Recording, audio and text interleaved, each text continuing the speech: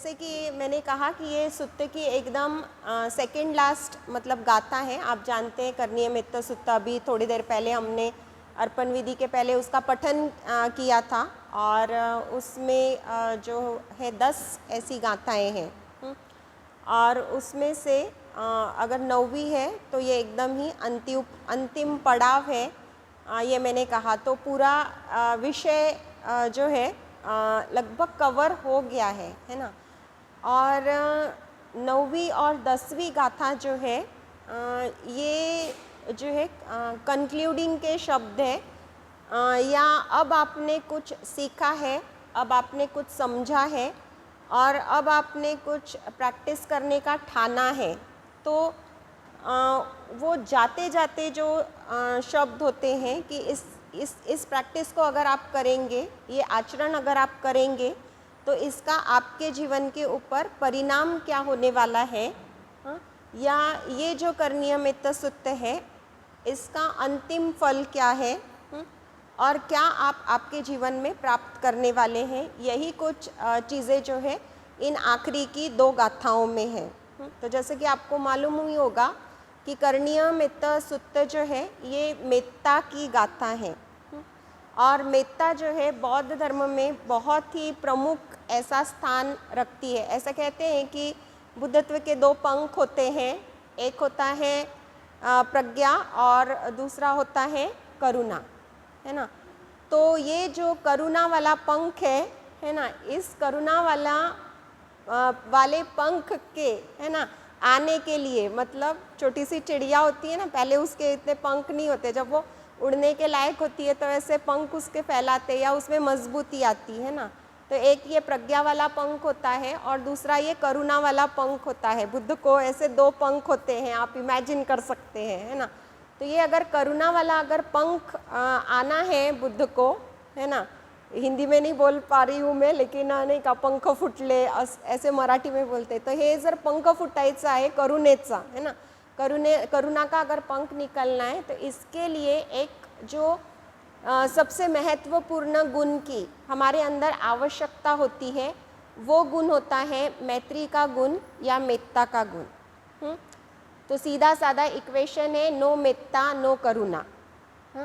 अगर आपके पास मेत्ता नहीं है, आपके पास करुणा, आपके पास मैत्री नहीं है आपके जीवन में, तो भूल जाओ, आप ये बोल ही नहीं सकते, ये दावा ही नहीं कर सकते कि मैं करुणावान हूँ, मेरे में करुणा है या मैं करुणा का आचरण कर सकता हूँ।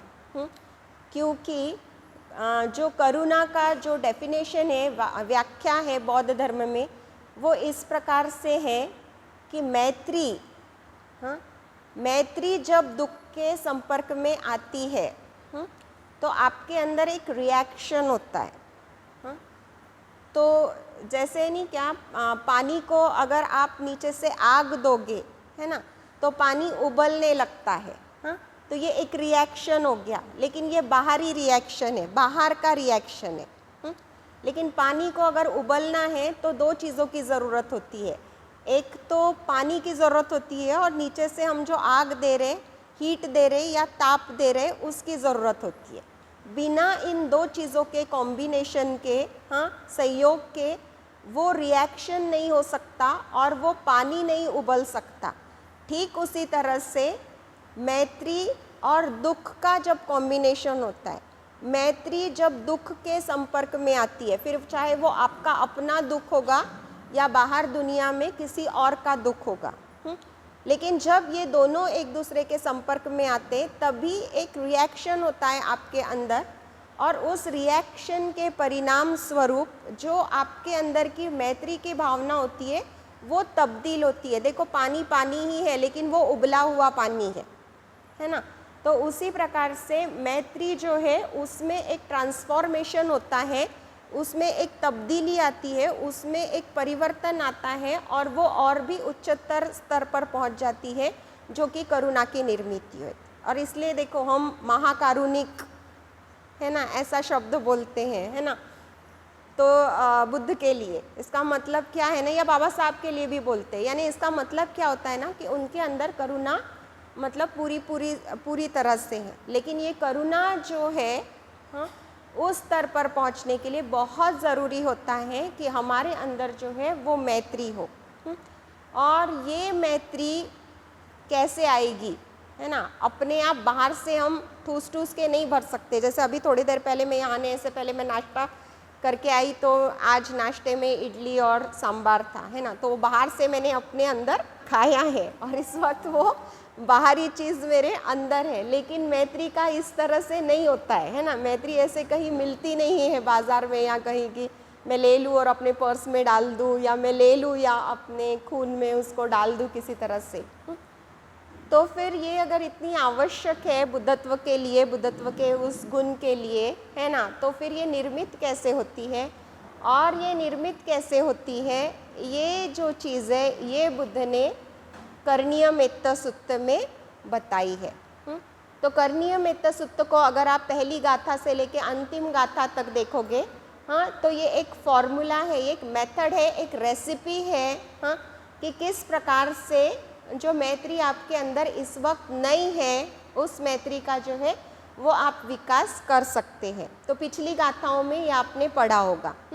तो ये पूरी जो 10 गाथाएं हैं, तो इसमें से आपको याद होगा अभी तक के अभ्यास में पहली जो 2 गाथाएं हैं और तीसरी गाथा का जो आधा हिस्सा है, इसमें जो है मैत्री के निर्माण के लिए जो प्री रिक्विसाइट्स है, यानी जो आरंभिक चीज़ें हैं, जिन चीज़ों की हमको आवश्यकता होती है, उन चीज़ों को बताया गया है।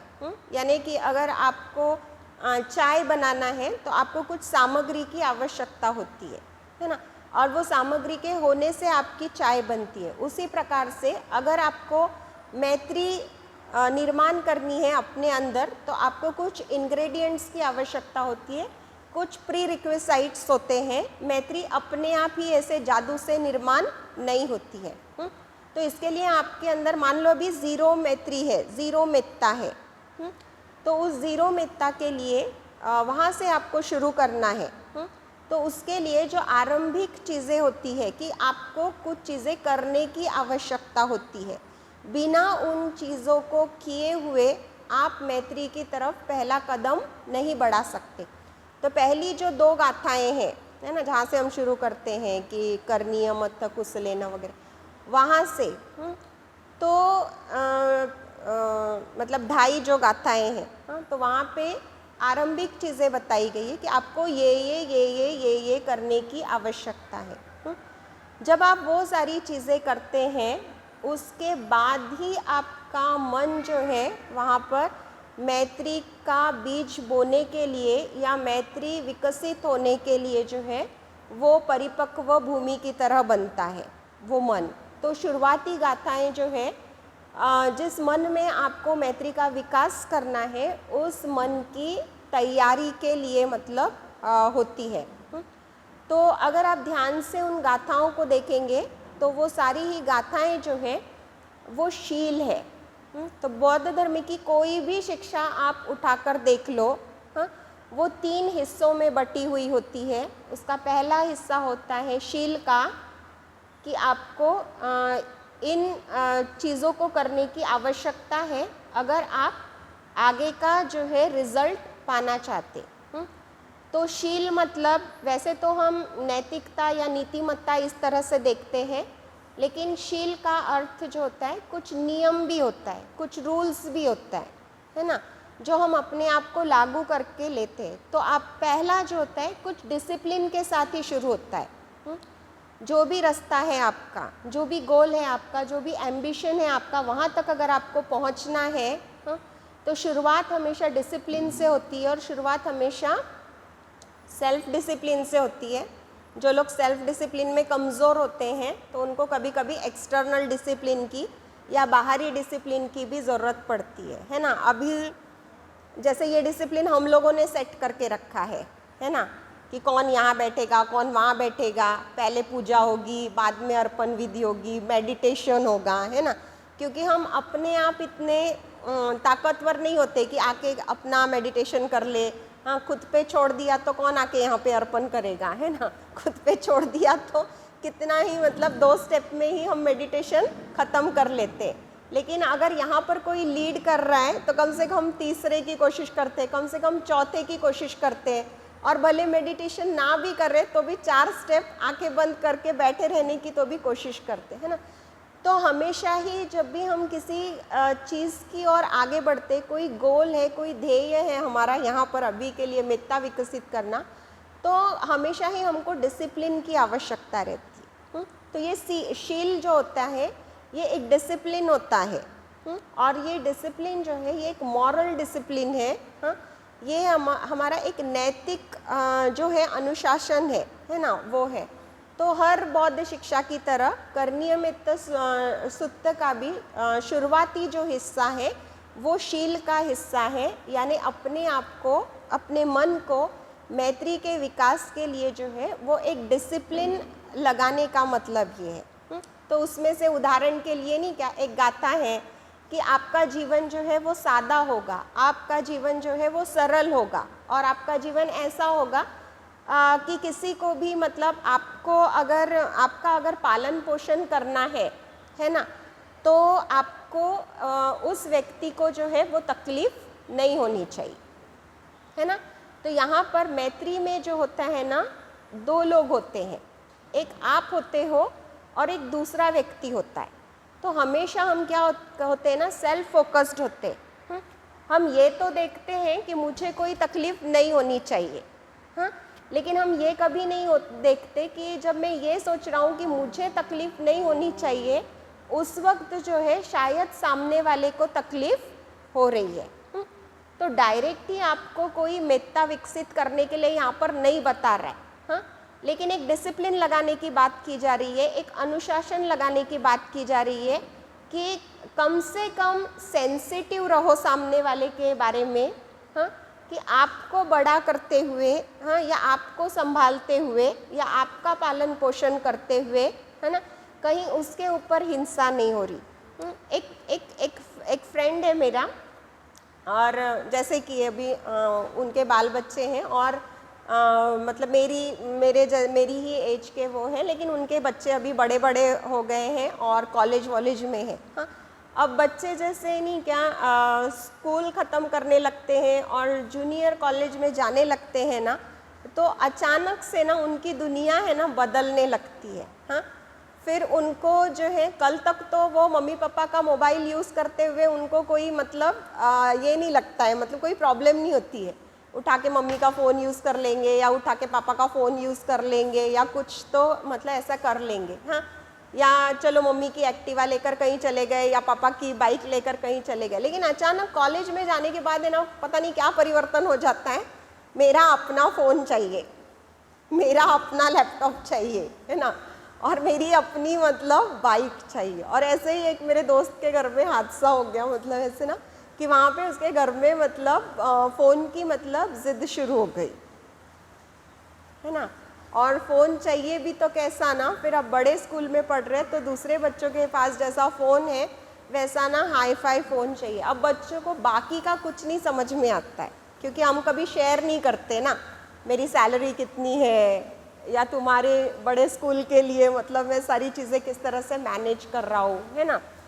तो क्या है ना कि यहाँ पे अपनी खुशी का ख्याल है ना, कि मुझे अच्छा मोबाइल मिल जाने से, मुझे भारी ड्रेस डिज़ाइनर मिल जाने से, या मुझे अच्छी बाइक मिल जाने से, है ना, मैं किस तरह से खुश होने वाला हूँ और मेरा किस तरह से स्टेटस और रुतबा बढ़ने वाला है, हाँ। लेकिन वहाँ से वो मैनेज कैसे करेंगे, वो अरेंज कैसे करेंगे, उनको कौन से नीड्स को कम ज़्यादा करना पड़ेगा, है ना, इन सारी चीज़ों का जो है वो ख्याल नहीं रहता है ना।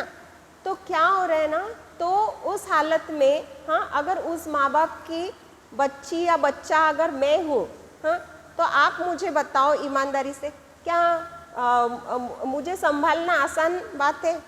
तो मैं महंगी बेटी हूँ, हाँ, या मैं महंगा बेटा हूँ, हाँ, या मैं बर्डन हूँ, हाँ। अब पैदा किया है और कानून के हिसाब से मुझे रास्ते पे कहीं छोड़ के नहीं आ सकते, हाँ, या दुकान में एक्सचेंज ऑफर नहीं होती कि ये बेटी एक्सचेंज करके कोई है ना अच्छी समझदार वाली बेटी, हाँ, या सस्ती बेटी, है ना, ऐसे रिप्लेस करके लेके आए, तो ज़बरदस्ती मुझे संभालना पड़ता है। लेकिन ये संभालते वक्त क्या होता है ना, वहाँ पर जो है ना मैं इजीली मतलब मैं सहज पोष्य नहीं हूँ, मैं अब धीरे धीरे क्या होता है ना बर्डन में एक कन्वर्ट हो जाती हूँ। हाँ, तो करणीय मित्त सुत्त में जो है ना इंटरपर्सनल रिलेशनशिप्स को फोकस किया गया है, एक इंटरपर्सनल हार्मनी को फोकस किया गया है कि इस प्रकार से कोई भी दो लोगों के बीच में तनाव ना हो। ये तो मैं घर की बात बता रही हूँ, पेरेंट्स के और बच्चों की बात बता रही हूँ। ला के दे देंगे पेरेंट्स, कुछ भी मैनेज करेंगे, वो देते हैं पेरेंट्स। मैं भी कभी बच्ची थी और मेरे भी पेरेंट्स थे, है ना, और मैंने भी कई ज़िद की है और मेरी ज़िद्दें मतलब उस तरह से पूरी भी हुई है। लेकिन क्या हो गया ना यहाँ पे, वहाँ पे पहली बार है ना स्ट्रेस का बीज पड़ा। हाँ, और वहाँ पे पहली बार जो पापा की या बेटी की या मम्मी की या बेटी की या बच्चों की या पेरेंट्स की, हाँ, जो इंटरपर्सनल हार्मनी थी, आपसी जो सामंजस्य था, हाँ, और आपसी सामंजस्य के आधार पे जो वो प्रेम था, है ना, वो कहीं ना कहीं क्या हो गया ना पहली बार मतलब वहाँ पे डैमेज हो गया, है ना। और वहाँ से क्या होता है ना पोलराइजेशन शुरू होता है, ध्रुवीकरण शुरू होता है। तो आपको मालूम है नॉर्थ पोल और साउथ पोल, है ना, नॉर्थ पोल उत्तरी ध्रुव उधर है और दक्षिणी ध्रुव उधर है, और उत्तर और दक्षिणी ध्रुव नॉर्थ पोल और साउथ पोल में क्या होता है ना बड़ा अंतर होता है। हाँ, वो कभी एक साथ नहीं आते। तो ये जो चीज़ें हैं, ये पोलराइजेशन जो है ये हमेशा ही जो है एक बहुत बड़ी मतलब समस्या होता है। हाँ, और कई कई बातों की वजह से हमारे अंदर जो है ये पोलराइजेशन जो आता रहता है। हाँ, तो ये करणीय मित्त सुत्त जो है, ये जो स्ट्रेस है या ये जो तनाव है, हाँ, या सामंजस्य के नष्ट होने के कारण लोगों में ये जो दूरियां बढ़ती है, हाँ, और ये दूरियां बढ़ने की वजह से क्या होता है ना ध्रुवीकरण शुरू हो जाता है। लोग दूर दूर दूर दूर जाने लगते हैं, शारीरिक, मानसिक, भावनिक, है ना, फिजिकल, मेंटल, इमोशनल, साइकोलॉजिकल, हाँ, सारे ही लेवल पे दूर दूर दूर दूर जाने लगते हैं। और जैसे उत्तर ध्रुव और दक्षिण ध्रुव नहीं एक दूसरे से फिर कभी नहीं मिलते, है ना, अपोजिट डायरेक्शन में होते, तो रिश्तों में इस प्रकार का जो है वो टेंशन निर्माण होता है, इस तरह का ध्रुवीकरण निर्माण होता है, इस तरह का जो है वो पोलराइजेशन निर्माण होता है। तो ये करणीय मित्त सुत्त जो है बुद्ध ने इसी समस्या को जो है वो निपटाने के लिए बोला था। और जहाँ पे ये है यहाँ इसका मतलब क्या है, यहाँ पे मैत्री एकदम ज़ीरो है, ज़ीरो भी नहीं है, वो माइनस टेम्परेचर मालूम है ना आपको, -1, -2, -10, -15, है ना, उस तरह यहाँ पे मैत्री की कंडीशन है। और ये जो चीज़ है ये आपको कभी भी बुद्धत्व तक लेकर नहीं जा सकती। और जहाँ पे मैत्री एकदम माइनस में है, ज़ीरो में है, उसका मतलब क्या है, यहाँ पे अगर मैत्री नहीं है तो फिर यहाँ पे क्या है, द्वेष है या इलविल है या दूसरों के विषय में बुरी सोच है या इनसेंसिटिविटी है या इस तरह का तनाव है या गुस्सा है ना। और वो 36 का आंकड़ा हम बोलते ना, हाँ, 7 अभी उत्तर ध्रुव और दोनों ध्रुव पृथ्वी के ऊपर भी है ना, कहीं इधर उधर नहीं है, एक अंतरिक्ष में और एक पृथ्वी पर। लेकिन ऐसा होते हुए भी, हाँ, उत्तर ध्रुव में और दक्षिण ध्रुव में कोई कनेक्शन मतलब नहीं है। तो एक ही घर में रहेंगे, एक ही कॉलेज में रहेंगे, एक ही ऑफिस में रहेंगे, एक ही संघ में रहेंगे, लेकिन मोक्षसारा कभी आलोक कीर्ति के साथ बात नहीं करेगी, आलोक कीर्ति कभी मोक्षसारा से बात नहीं करेंगे। क्यों? क्योंकि पोलराइजेशन है ना, ये ध्रुवीकरण। हाँ, तो ये जो चीज़ है ये आपको कभी बुद्धत्व तक लेकर नहीं जा सकती। और फिर इस ध्रुवीकरण को अगर नष्ट करना है, इस पोलराइजेशन को अगर नष्ट करना है, और अगर इंटरपर्सनल हार्मनी और वो रिलेशनशिप अगर निर्माण करनी है, तो उसके लिए क्या किया जाना चाहिए, ये करणीय मित्त सुत्त में बता। तो पहली बात, तो पहली जो वो गाता है ना कि ये डिसिप्लिन लगाना है, कि कम से कम अवेयर रहो कि कहीं आपका किसी के ऊपर बोझ तो नहीं पड़ रहा है ना।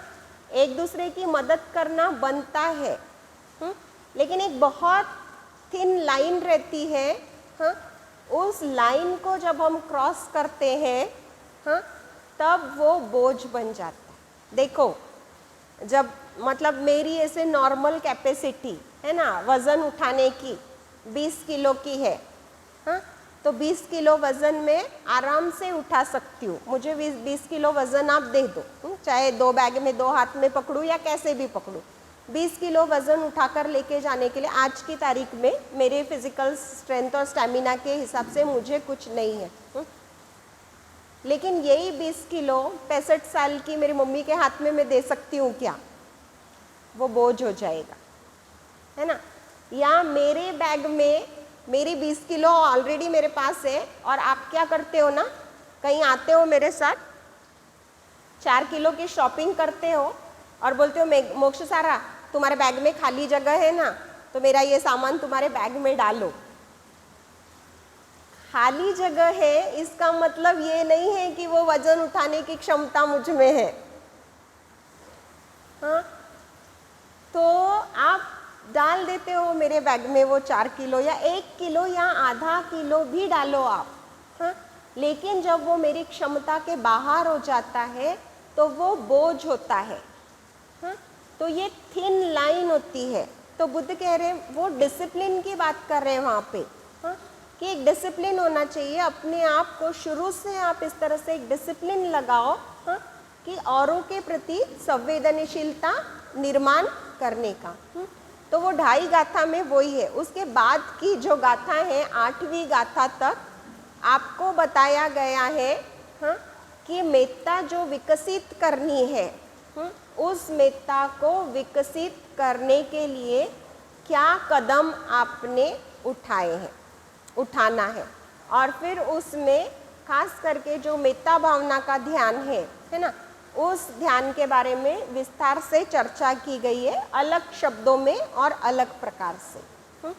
अब 9वीं जो गाथा है उस गाथा में बताया है कि ये जब इस प्रकार से आपको बताया गया है और इस प्रकार से 8वीं गाथा तक, है ना, ढाई गाथा खत्म हो गई और तीसरी गाथा से या चौथी गाथा से मान लो आपको बुद्ध बता रहे, जो भी वहाँ पे बता रहे, चौथी गाथा से वो सारी ही चीज़ें जो है आपके अंदर अब धीरे धीरे जो है वो मेत्ता निर्माण करने वाली। तो पहले आपने ज़मीन तैयार कर दी है, उसके बाद चौथी गाथा में आप मेत्ता के बीज बो रहे हैं, और चौथी गाथा से फिर जो है वो आपकी जो ज़मीन तैयार है उसमें, क्योंकि ज़मीन तैयार होने की वजह से मेत्ता जो है या मैत्री जो है वो विकसित होने लगती है।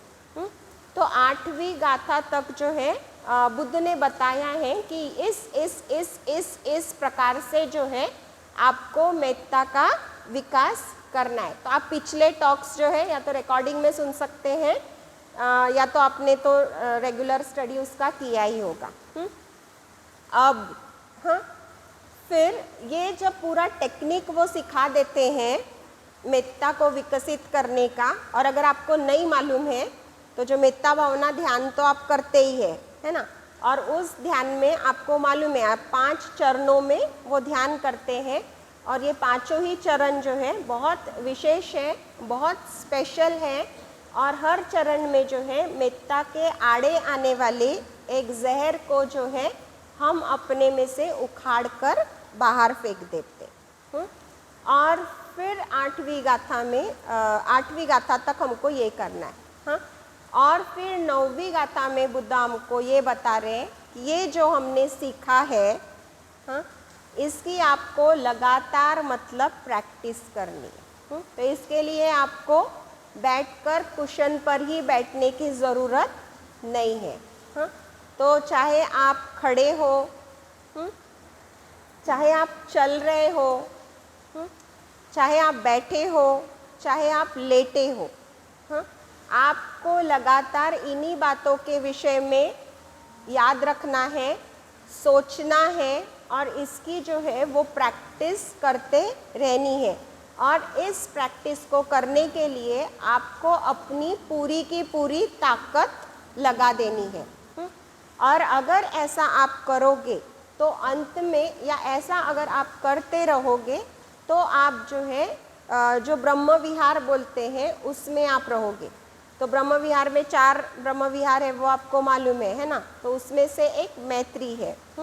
तो इन बातों की अगर आप प्रैक्टिस करते रहोगे तो फिर आप 4 ब्रह्म विहारों में रहोगे। तो हमको फिर क्या प्रैक्टिस करते रहना है। अब मैं गाथाओं की बात नहीं बता रही हूँ, गाथाओं का मैं रिवीजन नहीं कर रही हूँ, लेकिन वहाँ पर जो हम मेत्ता भावना का सराव कर रहे हैं, उन गाथा में जो मैत्री के विकास का सराव कर रहे हैं, तो जिन पॉइजन्स की मैंने बात की थी कि हर चरण में, हर स्टेप में जो एक जहर है हमारे अंदर, जो मैत्री के विकास के लिए बाधा बनता है ना, उस जहर को उखाड़कर बाहर फेंकने का हम प्रयास कर रहे हैं या हम कोशिश कर रहे हैं। तो उनके बारे में मैं सिर्फ बात करूँगी। तो कौन सी चीज़ें होती हैं जो मैत्री का, आप ऐसे इमेजिन कर सकते हो कि एक पौधा बढ़ रहा है, लेकिन कभी कभी क्या होता है ना, वो पौधे को कुछ रोग लग जाता है, कुछ कीड़े लग जाते हैं, है ना, कुछ तो चीज़ होती है और वो पौधे का अच्छे से विकास नहीं होता है। तो इसी तरह से कुछ चीज़ें होती हैं हमारे मन में, भले ही हमने ज़मीन तैयार की है पहली गाथाओं में, सारी चीज़ें की है, लेकिन पहले से हमारे ज़मीन में, हमारे मन की गहराई में कुछ ऐसा कचरा होता है, कुछ वीड्स होते हैं, कुछ सड़ी गली चीज़ें होती हैं जो इस मैत्री के पौधे को या मैत्री की भावना को विकसित नहीं होने देती। तो सबसे पहला आपको चरण याद होगा मेत्ता भावना का। तो इसमें हम क्या करते हैं ना, खुद के ऊपर मैत्री करते हैं, है ना। और इस खुद के ऊपर मैत्री हम इसलिए करते हैं कि हमारे अंदर एक जहरीली भावना होती है और वो होती है आत्म आसक्ति की, या सेल्फ सेंटर्ड होने की, या सेल्फ फोकस्ड होने की। हम अपने ऊपर ही ज़्यादा ध्यान देते हैं। तो हम जब पहला चरण करते हैं, है ना, तो हमको ध्यान में आता है कि अरे मैं खुद के बारे में कितना ज़्यादा सोचता हूँ। और जब मैं खुद के बारे में ज़्यादा सोचता हूँ उस वक्त जो है मैं दूसरों के प्रति सेंसिटिव नहीं रहता हूँ। तो फिर हमको क्या करना पड़ता है, मेत्ता भावना के पहले स्टेप में ऐसा नहीं है कि खुद को प्यार करना कम कर दो, वैसा नहीं है। लेकिन वो जो खुद को प्यार कर रहे हो आप, उसमें कुछ अशुद्धियाँ हैं। और अशुद्धियाँ कौन सी है, लोभ की, खुद से ज़्यादा लोभ होना, और उस वक्त जो है दूसरे के प्रति कम सेंसिटिव होना। तो उसमें से वो जो खुद के लिए ज़्यादा फोकस्ड होने वाली बात होती है पहले वाली पायरी में, तो उसमें से वो हमको जो एक्स्ट्रा प्यार है खुद का, इस कदर एक्स्ट्रा प्यार कि मुझे 4 किलो सामान अपने घर पे लेके जाना है ना, मतलब मुझे 4 किलो मिठाई अपने घर पे लेकर जाना है। तो मैंने वो किसके बैग में ठूस दिया, मोक्ष सारा के। ये नहीं देखा कि मोक्ष सारा ने अपने घर के लिए 250 ग्राम भी मिठाई नहीं खरीदी। क्यों नहीं खरीदी, क्योंकि मुझ में, मेरे पास सामान इतना था, मेरे पास ताकत ही नहीं थी लेकर जाने की। समझ रहे आप, मैंने अपने लिए 1/4 किलो क्यों नहीं खरीदा, क्योंकि वो मेरे कैपेसिटी से ज़्यादा हो रहा था। तो वो आपने देखा नहीं, और अपने रिश्तेदारों के लिए खरीदी हुई 4 किलो मिठाई मेरे बैग में ठूस दी। समझ रहे हैं क्या आप? बहुत मामूली बात है। खुद के ऊपर मेत्ता कर रहे हो आप। खुद का इमेज, खुद का इम्प्रेशन खुद का चाहिए आपको, कि आपके रिश्तेदार आपकी तारीफ करें कि उनके लिए आप इतने दूर से, है ना, 800-900 किलोमीटर दूर से मिठाई लेकर आए हो। Getting my point? लेकिन एट द सेम टाइम उसी वक्त खुद से इतना ज़्यादा प्यार है कि आपने सामने वाले की तकलीफ को या किसी चीज़ को आपने देखा नहीं। तो पहला जब हम चरण करते हैं, है ना, तो हम इस तरह से अपना जो एक्स्ट्रा सेल्फ लव है उसके कांटेक्ट में आते। अपने से प्यार कम मत करो, लेकिन उसको हेल्दी करो। आपको 4 किलो मिठाई आपके रिश्तेदारों के लिए लेकर जानी है ना, तो अपने बैग में का 4 किलो पहले किसी और को दान दे दो, अपने बैग में 4 किलो मिठाई के लिए जगह बनाओ, हाँ, और फिर आप वो लेकर जाओ, हाँ। तो एक बैलेंस होना चाहिए, है ना। तो ये जो चीज़ होती है, हाँ, वो हम मेत्ता भावना की पहली पायरी में करते हैं, हाँ। तो अपने आप को इस तरह से हमें प्यार करते आना चाहिए कि अपने बारे मतलब किसी प्रकार से उसमें गिल्ट नहीं होना चाहिए, हाँ, किसी प्रकार की डिसहार्मनी नहीं होनी चाहिए, किसी प्रकार का उसमें डिसबैलेंस नहीं होना चाहिए, तो जो पहली पायरी हम करते हैं उस तरह से करते हैं। और मेजर हिंड्रेंस क्या होता है, खुद के लिए जो एक्स्ट्रा वाला प्यार होता है ना। तो पहली पायरी में हमको क्या करना होता है, खुद के लिए जो वो एक्स्ट्रा वाला प्यार होता है वो एक्स्ट्रा को सिर्फ कम करो, और खुद के लिए जो बैलेंस्ड और हेल्दी वाला प्यार है, हाँ, स्वस्थ वाला प्यार है, वो करो, क्योंकि एक्स्ट्रा प्यार डायबिटीज़ दे देगा, है ना। तो खुद के लिए एक्स्ट्रा प्यार आपको लोभ की तरफ लेकर जाएगा, हाँ, सेल्फ सेंटर्ड और फोकस की तरफ लेकर जाएगा। तो खुद के लिए हेल्दी और स्वस्थ वाला प्यार का, हाँ। सेकेंड इसमें भी पायरी में भी यही होता है, ये अपने अंदर वाला अपने लिए होता है, लेकिन सेकेंड पायरी में वो दोस्त के प्रति जब प्यार होता है, हाँ, तो दोस्त के ऊपर मेत्ता होती है, लेकिन वहाँ पर भी क्या होता है ना, दोस्त के प्रति जो है वो आसक्ति होती है, बहुत ज़्यादा जो है वो लगाव होता है, तो बहुत ज़्यादा लगाव जो है या बहुत ज़्यादा वो जो है वो दुख का कारण बनता है। तो उसको भी जो है वहाँ पर भी लोभ वाला ही केस काम कर रहा है, हाँ। तो वहाँ पे भी उस लोभ को कम करते हुए, है ना, उसको हेल्दी वाले फीलिंग में हमको कन्वर्ट करना पड़ता है।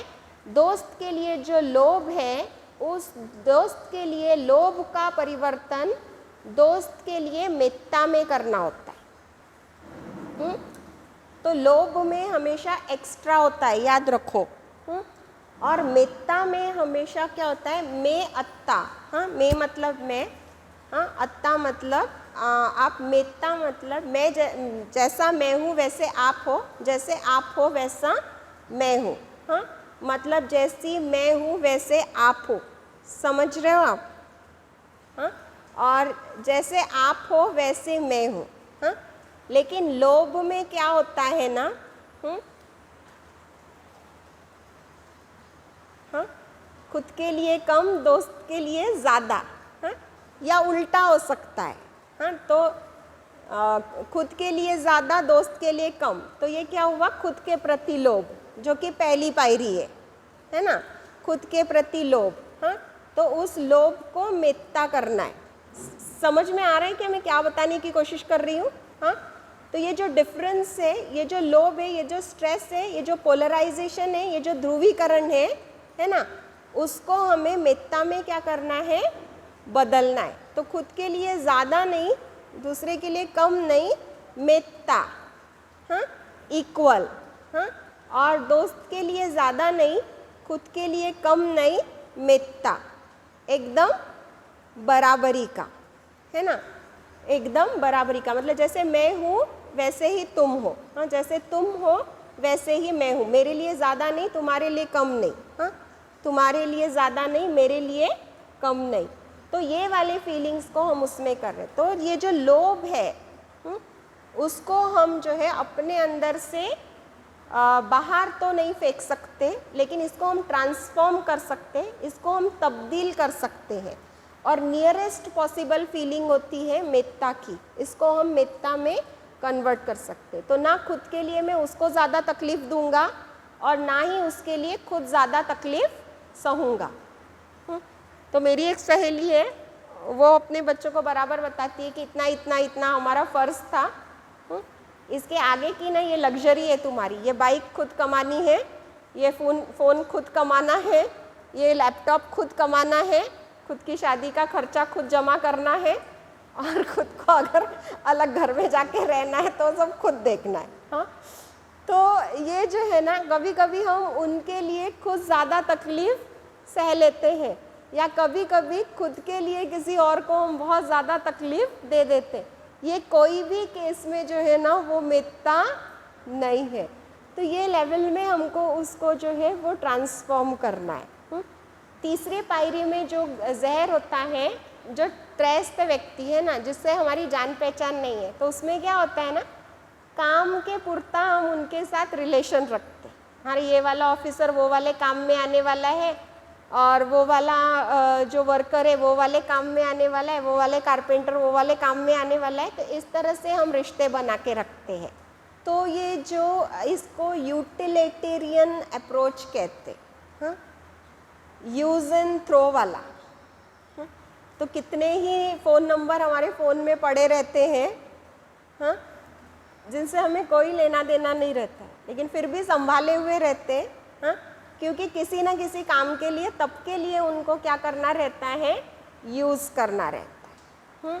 तो इसमें भी क्या होता है ना, खुद को बहुत ज़्यादा मतलब इम्पोर्टेंस है, उनको उनके काम से ज़्यादा कोई महत्व नहीं है, एक व्यक्ति के तौर पे महत्व नहीं है और कुछ भी नहीं। हाँ, तो वो वाली जो यूटिलिटेरियन वाली जो वो फीलिंग होती है हमारे अंदर, हाँ, उपभोक्तावाद की, हाँ, व्यक्ति को भी जो हम चीज़ों की तरह देखते। अब इस माइक को इस सेशन के बाद जो है मैं वहाँ पे रख दूँगी कोने में, अगले संडे तक मैं इसको देखने अगले संडे क्या, मेरा जब तक अगला टॉक नहीं होने वाला है, हाँ, तब तक मुझे किसकी कोई फिक्र नहीं रहेगी कि ये ढंग से काम करता है या नहीं। हाँ, लोगों के बारे में भी हमारा ऐसा ही रहता है। हाँ, तो तीसरी पायरी का जो जहर है वो है ये यूटिलिटेरियन वाली जो फीलिंग होती है, उपभोक्तावाद वाली जो फीलिंग होती है, उसको हमको जो है वो मिथ्या में ट्रांसफ़र करना पड़ता है। हाँ, तो उन चारों गाथाओं में मिथ्या भावना का ही विकास कर रहे हो। हाँ, लेकिन ये जो भावनाएं हैं आपके अंदर की, हाँ, इनको आप तब्दील कर रहे हो। तो अगर आप अपने आप को इंसान के तौर पे देख रहे हो ना, तो आप दूसरे लोगों को भी चीज़ों के तौर पर, हाँ, या उनका कितना यूज़ और कितना यूज़ नहीं है उतना देखना हमें बंद करना है।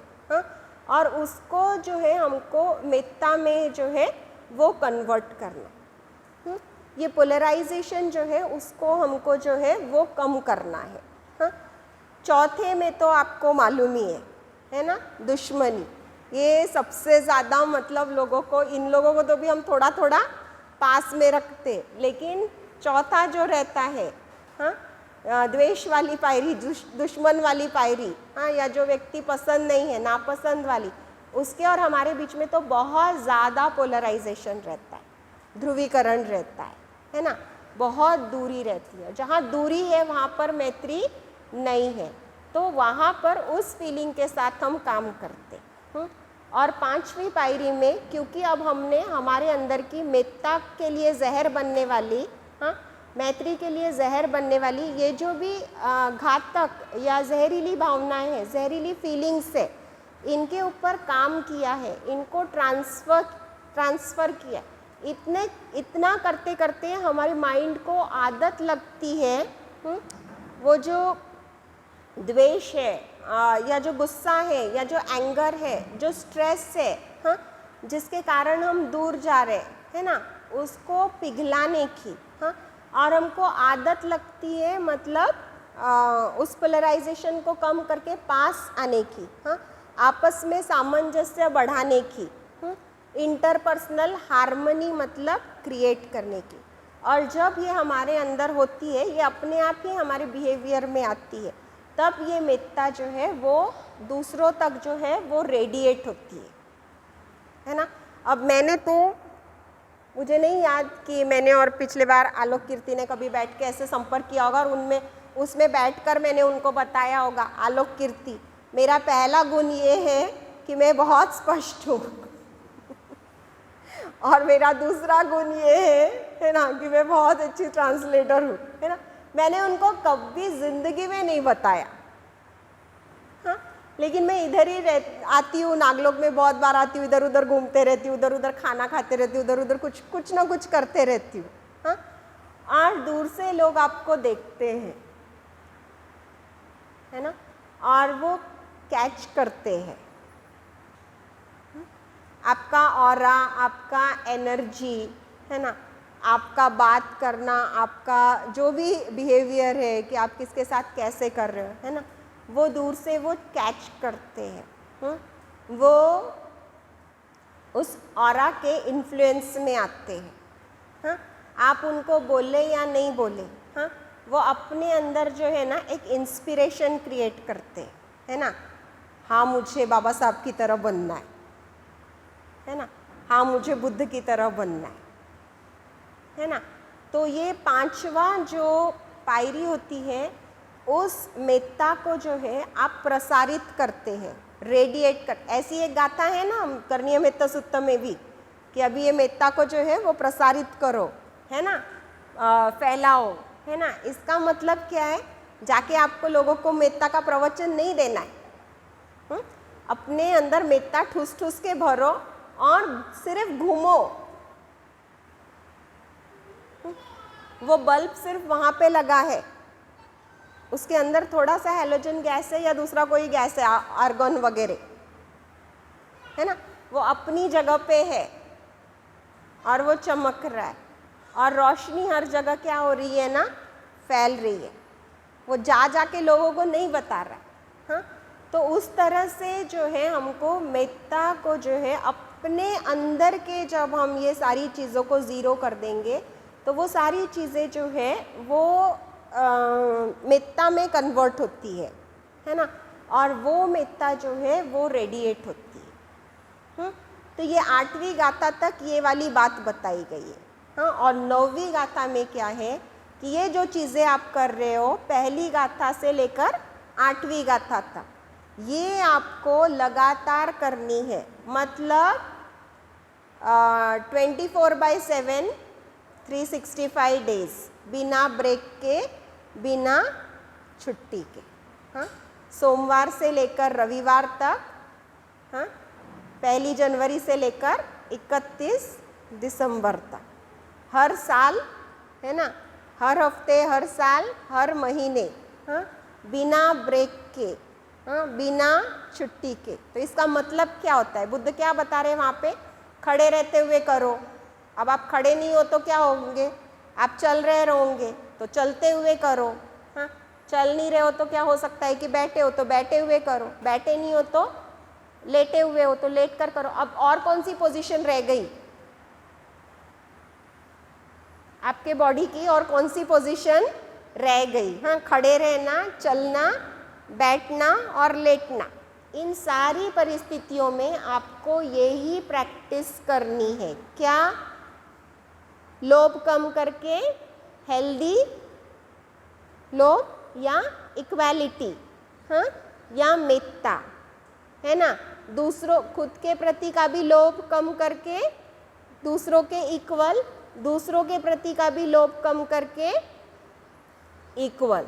हाँ, यूटिलिटेरियन जो आपका अप्रोच है दूसरे लोगों के प्रति, सिर्फ बाहर वाले के प्रति नहीं रहता है, हमारे घर वालों के प्रति भी हमारा यूटिलिटेरियन अप्रोच रहता है। हमको मालूम रहता है कौन से काम के लिए मम्मी के पास जाना है, कौन से काम के लिए पापा के पास जाना है। हाँ, हमको उनकी यूटिलिटी मालूम रहती है। हाँ, और वो यूटिलिटी के हिसाब से हम लोगों को जो है वो इम्पोर्टेंस देते हैं। हाँ, वो जो हमारा अप्रोच है वो हमको जो है ना वो चेक करना है। हाँ, कि क्या मैं सही में एक ह्यूमन बीइंग के तरह इस इंसान को देख रहा हूँ, हाँ, या उसके उपयोग के तरह देख रहा हूँ। क्योंकि हमारे मुंह से कभी कभी शब्द लिखते, क्या काम का है ये, या मेरी मम्मी भी मुझे बचपन में डांटते वक्त बहुत बार बोलती, क्या काम की है ये, मतलब ये कुछ काम की नहीं है, मतलब मैं कुछ काम की नहीं हूँ। ऐसा नहीं है मैं कुछ काम की नहीं हूँ, मैं उसके काम की नहीं हूँ। उसके काम की नहीं हूँ मतलब मैं झाड़ू लगाने के काम की नहीं हूँ, या मैं बर्तन धोने के काम की नहीं हूँ, या मैं कपड़े धोने के काम की नहीं हूँ। मतलब जब वो ये सेंटेंस बोलती थी कि मैं किसी काम की नहीं हूँ, इसका मतलब उसके काम की नहीं हूँ, है ना। तो मतलब लड़की अब बड़ी हो रही है तो मतलब काम में आनी चाहिए। मतलब मराठी में वो कहावत है, हाताशी धरायला झाली। मतलब कुछ लोग बोलते आता पोरगा हाताशी धरण्यासारखा झाला है, यानी अभी वो कमाने लगा है और कुछ हेल्प घर पे आने लगी है ना। तो उस तरह से हमारा जो है वो एक्सपेक्टेशंस रहता है। और अगर वो एक्सपेक्टेशंस में अगर वो लोग फुलफिल नहीं होते हैं, है ना, तो फिर हमारा उनकी तरफ रवैया क्या हो जाता है, पूरी तरह से चेंज हो जाता है।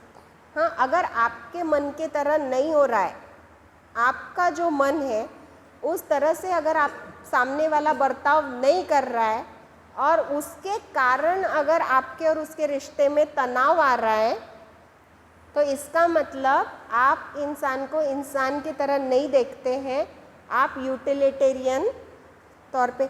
एक 24-26 साल का लड़का एक बार मतलब वो मुझे फ़ोन आया ऐसे ही बहुत, और वो बता रहा था उसके और उसके बीवी के बहुत झगड़े होते हैं और वो उसको डिवोर्स देने की सोच रहा है।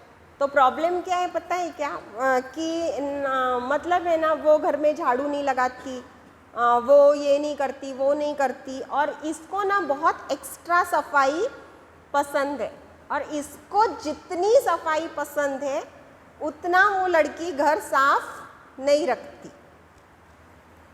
और ये डिवोर्स का रीज़न है। अब कहाँ पर ऐसा लिखा है कि ये काम बीवी का है और तुम्हें सफाई पसंद है ना यार।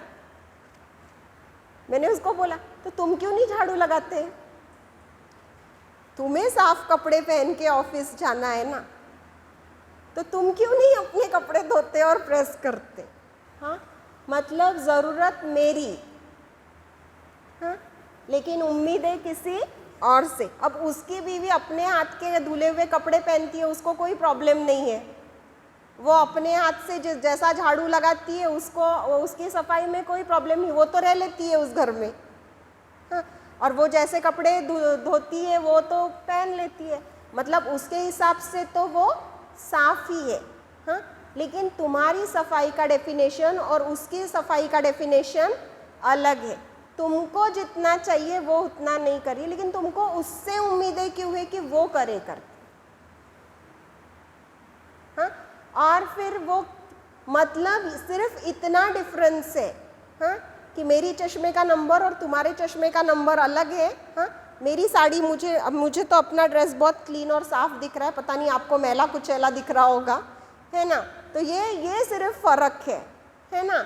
और लेकिन आप चाहते हो कि आपको जितनी सफाई चाहिए उतनी मतलब मैं करूं, और नहीं तो ये वो शुरू ही यहाँ से हुआ कि मैं अपनी बीवी को डिवोर्स देना चाहता हूँ करके, है ना।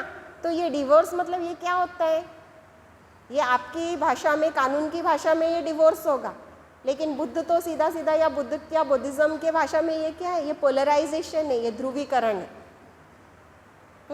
और ऐसे किसी भी चीज़ के लिए जो है बुद्ध ने क्या बताया है, करणीय मित्त सुत्ता। अभी नहीं दिया उसने डिवोर्स, क्योंकि मैंने इसको ये सब इंजेक्शन देने के बाद वो खुद झाड़ू लगाता है और अब खुद के कपड़े खुद ही धोता है। अब उसके धुले कपड़े से प्रॉब्लम है ना, तो उसने अपना अपना करना सीख लिया। और आज लेकिन उनके बहुत अच्छे संबंध है और वो एक दूसरे से प्यार भी करते हैं। अब कैसे करते हैं मुझे नहीं मालूम, लेकिन जो पोलराइजेशन है ना, वो पोलराइजेशन थोड़ा सा मतलब कम हुआ। तो हर वो चीज़, हाँ, हर वो शब्द, हर वो लेबल, है ना, जो ये दूरी क्रिएट करता है, इसको दूर करने की आपको कोशिश करनी है। ये इंस्ट्रक्शन 9वीं गाथा में दिया गया है। चाहे आप खड़े हो, चाहे आप चल रहे हो, चाहे आप बैठे हो, चाहे आप लेटे हो, हाँ, कोई भी आपको अपनी लाइफ को ऑब्जर्व ही करना है। अब है ना, मुझे एक बात सच में बताओ, आप लोग सारे लोग जिसको समाज क्या बोलते, मेल या पुरुष ऐसा कहता है, वो लोग इधर क्यों बैठे हैं? और आप में से सारे लोग जिनको समाज स्त्री, लड़की, औरत, फीमेल कहता है, वो लोग इधर क्यों बैठे हैं?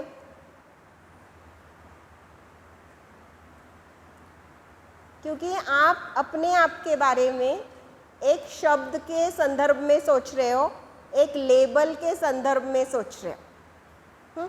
जैसे ही आप अपने आप के बारे में पुरुष इस लेबल के संदर्भ में सोचते हो, आप अपने आप विहार के ये साइड में आके बैठ जाते हो। और वहाँ से आते हुए अरे इधर पुरुष बैठे हैं और मैं पुरुष नहीं हूँ, तो मैं उधर जाके बैठी। अब ये फिजिकल डिस्टेंस है, ये फिजिकल सेपरेशन है, बराबर है ना? हाँ, ये दूरी है, इसी को ध्रुवीकरण बोलते हैं। हाँ, लेकिन ये ध्रुवीकरण निर्माण कहाँ से हुआ? दो शब्दों से, हाँ, स्त्री और पुरुष। हाँ, ये ध्रुवीकरण को अगर नष्ट करना है तो आपको अपने इस लेबल को छोड़ना सीखना पड़ेगा। अगर आपको अपने को उस लेबल से आइडेंटिफाई करना, हाँ, छोड़ना सीखना पड़ेगा, क्योंकि जब तक आप अपने आप को पुरुष इस लेबल में से देखोगे तो जैसे ही स्त्री आएगी तो आपको लगेगा कि मैं स्त्री नहीं हूँ।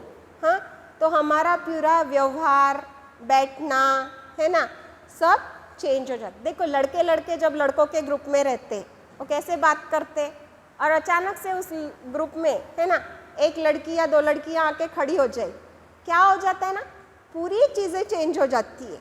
बॉडी लैंग्वेज चेंज हो जाएगा, थोड़ा सा डिस्टेंस बनाएंगे, लड़के ऐसे चिपक चिपक के भी खड़े रहेंगे, लेकिन जैसे ही लड़की आएगी क्या हो जाएंगे ना, थोड़ा सा बाजू में हो जाएंगे, ये हो जाएंगे। हाँ, वैसे ही मतलब औरतें या लड़कियां अपने अपने इसमें बिंदास रहती, हाँ हाँ खी खी खू खू, कुछ भी जोर जोर से बातें करते रहेंगी। जैसे ही कोई लड़के आ गए या पुरुष आ गए, पूरा उनका टोनिंग बदल जाता है ना, हाथ वाथ का हिलाना बदल जाता है, बात करना, एक्सप्रेशन, है ना, कपड़े वपड़े, हाँ मैं ठीक से बैठ, सब कुछ मतलब चेंज हो जाता है।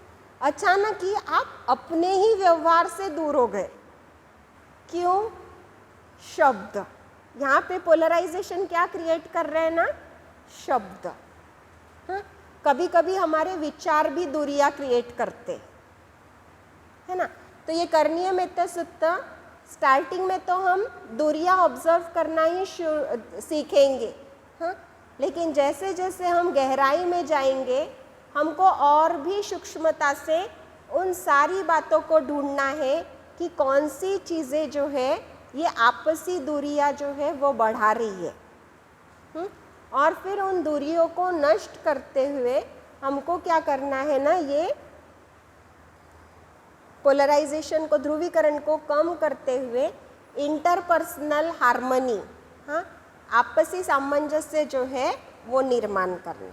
हाँ, तो ये करणीय मेत्ता सुत्त का पूरा उद्देश्य है। आखिरी गाथा जो है वो अगले हफ्ते होने वाली है, लेकिन आज की जो 9वीं गाथा है उसमें का जो है मेन इंस्ट्रक्शन ये ही है कि ये जो भी आठों गाथाओं में आपको बताया गया है, हाँ, पोलराइजेशन जो जो चीज़ें क्रिएट करती है, ध्रुवीकरण, हाँ, या आपसी सामंजस्य को, रिश्तों को, उसकी मिठास को, जो भी चीज़ें बर्बाद करती है उनको जो है अपनी ज़िंदगी से निकाल फेंकने की आपको कोशिश करते रहना है। खड़े रहते हुए, चलते हुए, बैठे हुए, लेटे हुए, और अपनी पूरी जी जान से, हाँ, पूरी ताकत से, पूरे एफर्ट से आपको ये प्रयास करने।